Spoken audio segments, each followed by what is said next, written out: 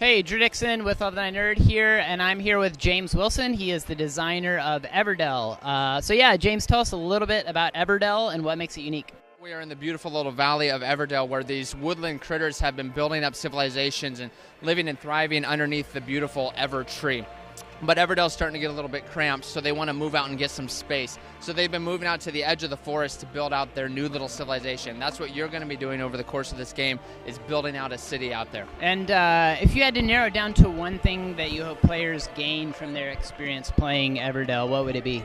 Yeah, only one thing, I hope they have fun. No, but to put it more pointedly, what I really did with the design is I took two different genres that I love. I took worker placement and tableau building, and I put it together into a nice, streamlined game. It's about 20 minutes per player. But this morning we just had a guy come by that's an avid Magic player. He said, I absolutely love Everdell because I feel like I'm playing Magic when I play Everdell. We did development on the theme of Everdell for over a year for just the world itself. I'd want people to feel like they're transported to Everdell, but then also that they feel like they have a deep game here, that they want to come back and explore more of the world and more cards. The art, I think, is really inviting.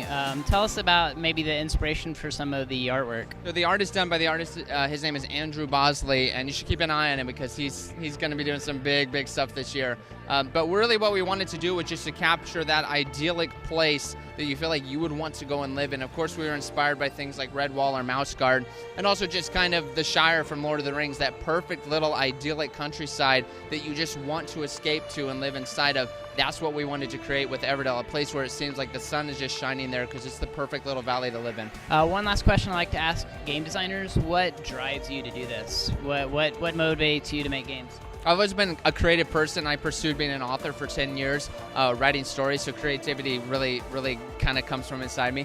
But, we just loved games. Originally, we wanted to, and I'm talking about with my wife because she did a lot with me, we wanted to create the game that we wanted to play, taking our favorite pieces of things and putting them together and leaving out some things we didn't like as much. It was a game for us originally, but as we got feedback from people that played it, they said, you've really got something here, you need to keep going with it. And I'm a creative individual at heart. I love to create things and anything I get into, so it was natural and it just kept going, and here it is today. It's going to be hitting retail at the end of October. If you go to the website starling.games, you can order it directly from there to get the collector's edition, but it's going to be all over at the end of October. Yep. Awesome. Well, thanks so much, James. Yeah.